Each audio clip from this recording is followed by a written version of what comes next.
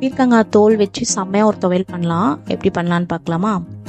முதல்ல பீலர் வச்சு நல்லா பீர்க்கங்காயோட தோலை சீவி எடுத்துக்கோங்க. அதை வாஷ் பண்ணிவிட்டு ஒரு கடாயை வச்சு அதில் எண்ணெய் ஊற்றாமல் வெறுமா வந்துட்டு இந்த பீர்க்கங்காய் தோலை வந்துட்டு வதக்கணும். நல்லா வதக்கிட்டே இருங்க. பக்கத்துலேயே நம்ம துவையலுக்கு தேவையான பொருட்களை எடுத்துக்கலாம்.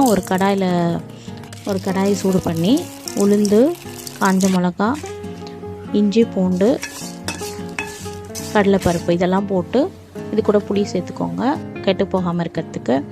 சேர்த்து நல்லா வதக்கி அதை வந்துட்டு ப்ரௌனிஷ் ஆனதும் எடுத்து தனியாக வச்சுருங்க. வதங்கின பீர்க்கங்காயும் எடுத்து அது கூட சேர்த்து இப்போ நம்ம கிரைண்ட் பண்ணி எடுத்துக்கலாம். இந்த மாதிரி பண்ணால் செம்மையான ஒரு பீர்க்கங்காய் தோல் துவையல் நல்லாயிருக்கும்.